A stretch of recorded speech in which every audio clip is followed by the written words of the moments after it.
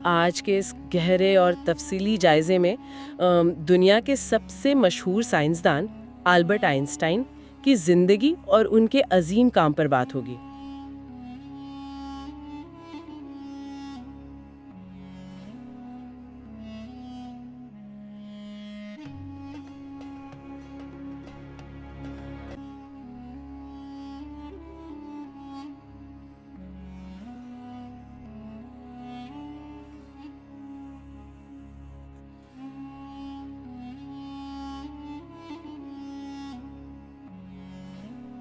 اور ساتھ ہی ان کے دماغ کے ان پہلوؤں پر بھی روشنی ڈالی جائے گی جو عام طور پر بس نظر انداز کر دیے جاتے ہیں۔ صحیح، یہ صرف کاغذ پر لکھی گئی مشکل سائنس کی باتیں نہیں ہیں۔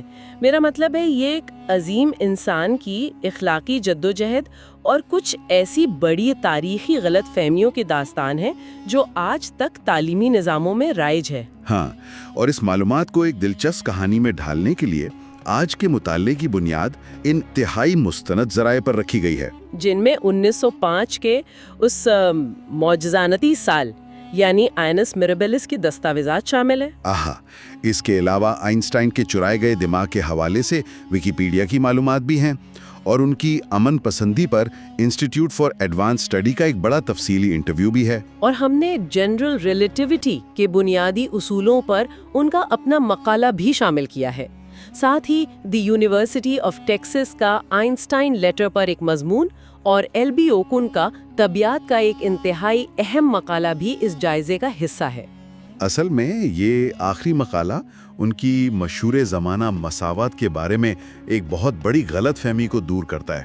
تو ہمارا اس ساری معلومات کو جمع کرنے کا مقصد یہ سمجھنا ہے کہ آئنسٹائن کے نظریات نے دنیا کو آخر کیسے بدلا، یعنی ان کے اپنے خیالات وقت کے ساتھ کیسے تبدیل ہوئے۔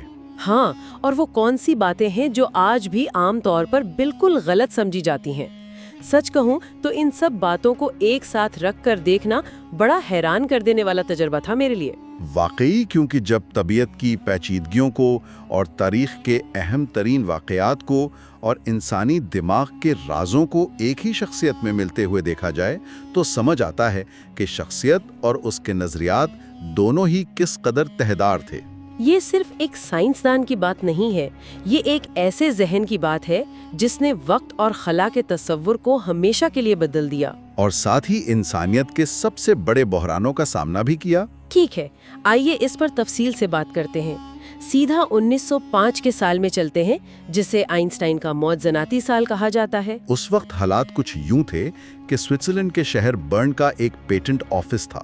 وہاں ایک معمولی کلرک ہے جس کے پاس تجربات کرنے کے لیے نہ کوئی بڑی لیبارٹری ہے اور نہ ہی حوالے کے لیے کتابوں کا کوئی بڑا ذخیرہ۔ اور یہ اکیلے پن کی فضا اس کہانی کا ایک بہت اہم حصہ ہے۔ ان کے پاس بڑے بڑے سائنسدان نہیں تھے جن سے وہ مشورہ کر سکتے۔ اگر ان کے پاس کوئی تھا تو بس ان کا ایک قریبی دوست مشیل بیسو۔ ہاں، بیسو ہی ان کے انوکھے خیالات سننے والا واحد شخص تھا۔ انہی مباحثوں نے آئنسٹائن کے خیالات کو مزید نکھارا۔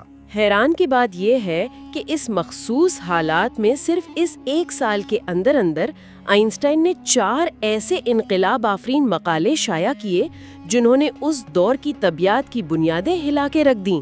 بالکل، اور ان میں پہلا مقالہ فوٹو الیکٹرک ایفیکٹ کے بارے میں تھا۔ اس نے روشنی کو دیکھنے کا انداز ہی بدل دیا۔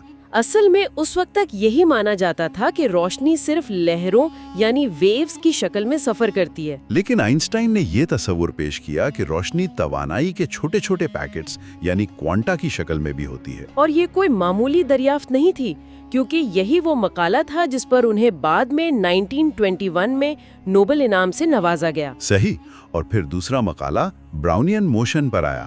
اب سننے والوں کے لیے یہ جاننا ضروری ہے کہ اس دور میں ایٹموں کے وجود پر بھی بحث چل رہی تھی، یعنی کیا واقعی ایٹم جیسی کوئی چیز وجود رکھتی ہے یا یہ صرف ایک خیالی تصور ہے؟ جی ہاں، اور اس مقالے نے اس بحث کو ہمیشہ کے لیے ختم کر دیا۔ آئنسٹائن نے ایٹموں کی موجودگی کا حتمی اور تجرباتی ثبوت فراہم کیا۔ یعنی انہوں نے واضح کیا کہ پانی جیسے مائع میں تیرتے ہوئے ذرات کی جو عجیب و غریب حرکت ہوتی ہے وہ دراصل ایٹموں کے ان ذرات سے ٹکرانے کی وجہ سے ہوتی ہے۔ بالکل، اور اس سے ایٹموں کا وجود ایک قابل پیمائش حقیقت بن گیا۔ اور تیسرا مقالہ تو شاید سب سے زیادہ مشہور ہے، اسپیشل ریلیٹیوٹی۔ یہی وہ پوائنٹ ہے جہاں دنیا پوری طرح بدل گئی۔ ہاں، جب میں نے اس کے حوالے سے نوٹس پڑھیں تو مجھے سمجھ آیا کہ اس نے نیوٹن کے زمانے سے چلے آ رہے وقت اور فاصلے کے تصورات کو بالکل الٹ دیا تھا۔ اس نے بتایا کہ روشنی کی رفتار ہمیشہ یکساں رہتی ہے۔ اور یہی اس مقالے کا سب سے بڑا جھٹکا تھا۔ اس کا مطلب یہ تھا کہ چاہے دیکھنے والا کسی بھی رفتار سے سفر کر رہا ہو، روشنی کی رفتار نہیں بدلتی۔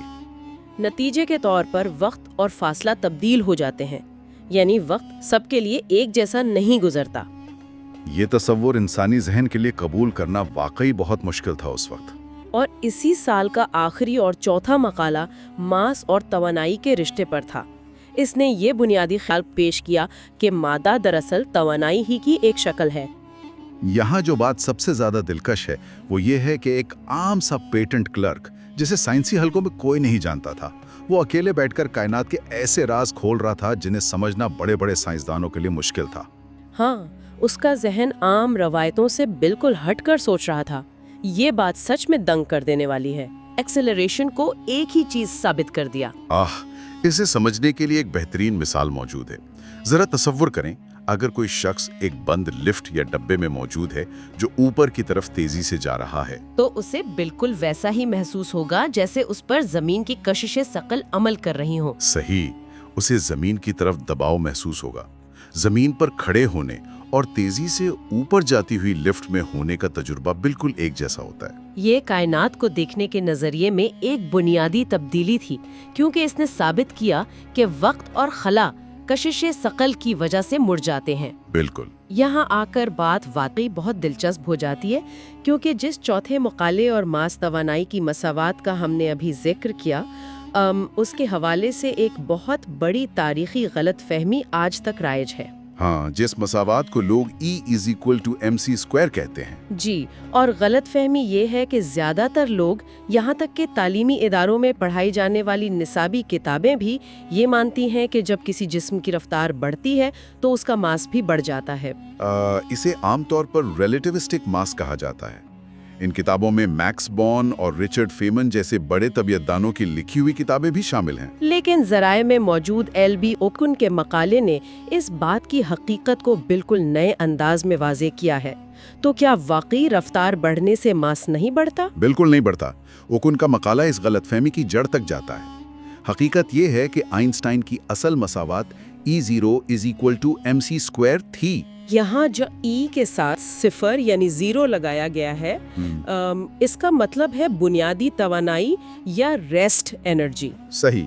یعنی مادے کی مقدار جسے ہم ماس کہتے ہیں وہ رفتار کے ساتھ کبھی تبدیل نہیں ہوتی۔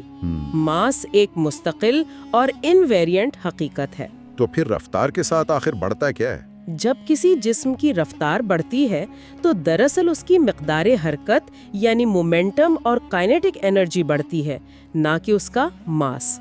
مطلب طبیعت کے بنیادی اصولوں کے مطابق توانائی اور مقدار حرکت بدلتے ہیں لیکن ماس وہی رہتا ہے۔ اور اس فرق کو سمجھنا بنیادی اہمیت رکھتا ہے۔ اور اس سے بھی زیادہ حیرت انگیز بات خود آئنسٹائن کا اپنا رد عمل تھا۔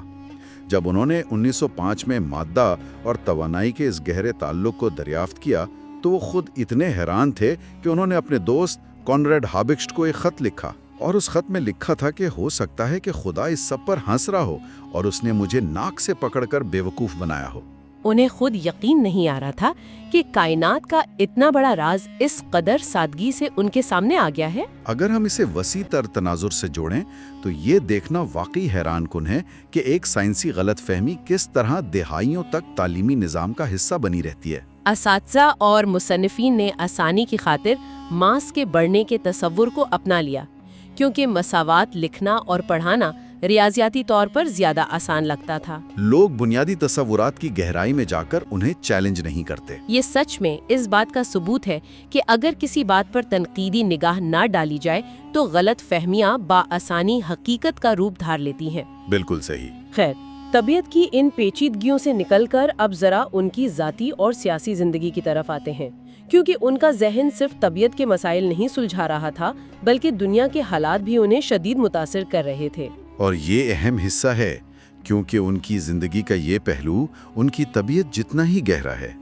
پہلی جنگ عظیم کے دوران آئنسٹائن ایک قطار امن پسند یعنی ایبسولوٹ پیسیفسٹ تھے۔ جب ان کے بہت سے ساتھی سائنسدان قوم پرستی میں بہہ کر جنگ کی حمایت کر رہے تھے، تب آئنسٹائن نے جرمن عسکریت پسندی کی کھل کر مخالفت کی۔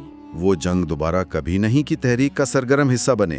لیکن جیسا کہ دستاویزات بتاتی ہیں، 1933 میں جب ہٹلر اقتدار میں آیا تو حالات نے اچانک پلٹی کھائی۔ یہاں یہ واضح کرنا ضروری ہے کہ ہم بالکل غیر جانبدارانہ انداز میں صرف تاریخی حقائق بیان کر رہے ہیں، کسی سیاسی فریق کی حمایت یا مخالفت کیے بغیر۔ بالکل 1933 میں بدلتے ہوئے حالات نے آئنسٹائن کو اپنا برسوں پرانا موقف تبدیل کرنے پر مجبور کیا۔ انہوں نے تسلیم کیا کہ وہ اصولاً امن پسند ضرور ہیں، لیکن اب مطلق امن پسند نہیں رہے۔ انہوں نے مغربی طاقتوں کو مشورہ دیا کہ نیززم کو روکنے کے لیے جرمنی کے خلاف سخت قدم اٹھائیں اور طاقت کا استعمال کریں۔ یہ ان کی ذاتی اور اخلاقی سوچ میں ایک بہت بڑا بدلاؤ تھا۔ اور اس بدلاؤ کا سب سے نایاب اور تاریخ ساز نتیجہ 1939 کا وہ مشہور آئنسٹائن لیٹر تھا۔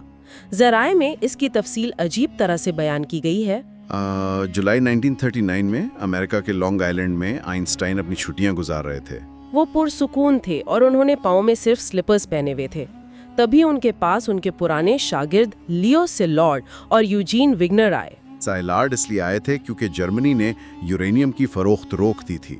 انہوں نے آ کر آئنسٹائن کو سمجھایا کہ نیوکلیئر چین ری ایکشن کیا ہوتا ہے اور اس کے کیا خطرات ہو سکتے ہیں۔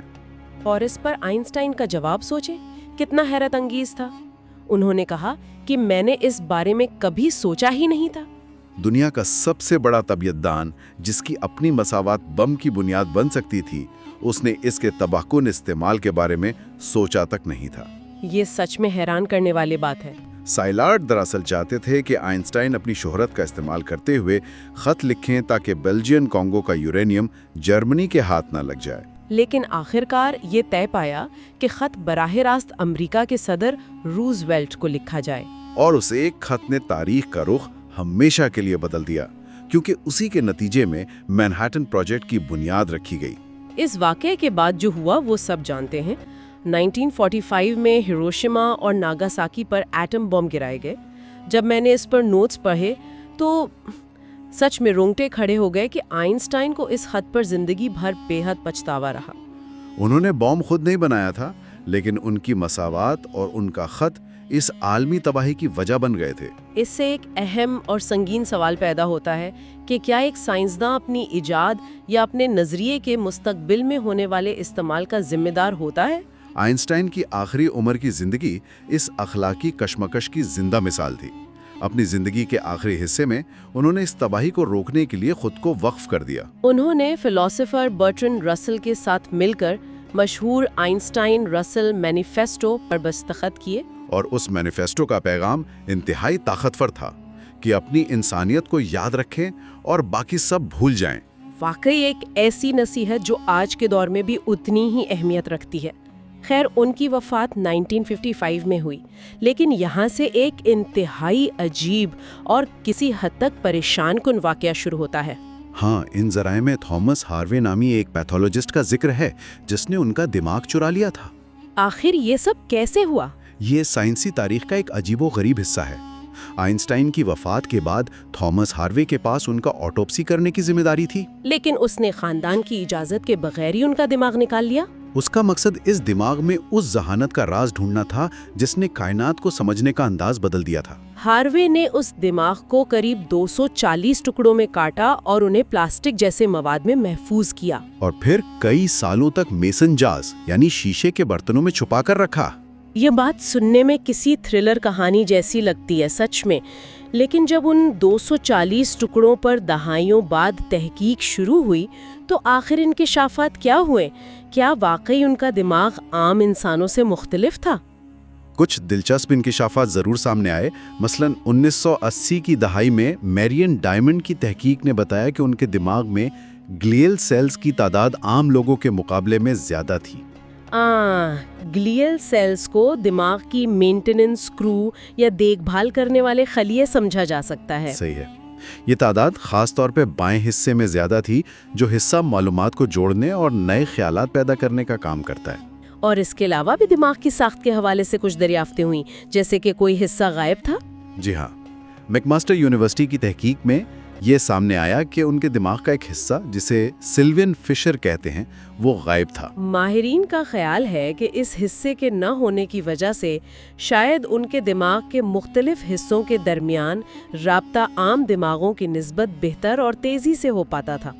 اس کے علاوہ جب ان تصویروں کا تجزیہ کیا گیا جو دماغ کو کاٹنے سے پہلے لی گئی تھیں تو یہ دریافت ہوا کہ ان کا کارپس کلوزم عام لوگوں سے زیادہ موٹا تھا، اور یہ حصہ دماغ کے دونوں حصوں یعنی ہیمسفیئرز کے درمیان ایک انتہائی مضبوط رابطے کی نشاندہی کرتا ہے۔ بالکل۔ یہ باتیں سن کر تو لگتا ہے کہ واقعی ان کی ذہانت کا راز ان طبعی تبدیلیوں میں چھپا تھا، لیکن کیا ان چند مطالعات کی بنیاد پر یہ مان لینا ٹھیک ہے کہ وہ اسی خاص دماغ کی وجہ سے عظیم تھے؟ یہیں آ کر تحقیق میں شک کی گنجائش پیدا ہوتی ہے۔ سائنسی دنیا کے بہت سے ماہرین نے ان تحقیقات پر تنقید کی ہے۔ مثال کے طور پر ٹیرنس ہائنز جیسے ماہرین کا ماننا ہے کہ ان تحقیقات میں تصدیقی تعصب یعنی کنفرمیشن بائس کا امکان بہت زیادہ تھا۔ ہاں، تصدیقی تعصب سے یہاں کیا مراد ہے ویسے؟ اس کا مطلب یہ ہے کہ جب کسی تحقیق کرنے والے کو پہلے سے معلوم ہو کہ وہ البرٹ آئنسٹائن کا دماغ دیکھ رہا ہے تو اس کے ذہن پر اس کی شہرت کا اثر ہوتا ہے۔ ایسے میں تحقیق کرنے والے جان بوجھ کر یا انجانے میں دماغ کے اندر ایسی چیزیں ڈھونڈنے لگتے ہیں جو اس دماغ کو مختلف ثابت کر سکیں۔ حقیقت یہ ہے کہ دنیا میں ہر انسان کا دماغ منفرد ہوتا ہے۔ صرف ایک مشہور دماغ کو دیکھ کر اور اس کا موازنہ عام لوگوں کے چند دماغوں سے کر کے ذہانت کا کوئی حتمی معیار طے نہیں کیا جا سکتا۔ صحیح۔ تو اس سب کا آخر مطلب کیا ہے؟ اس پرخطر اور حیرت انگیز سفر میں ہم نے دیکھا کہ آئنسٹائن صرف کاغذ پر مساواتیں لکھنے والا کوئی بے جان شخص نہیں تھا۔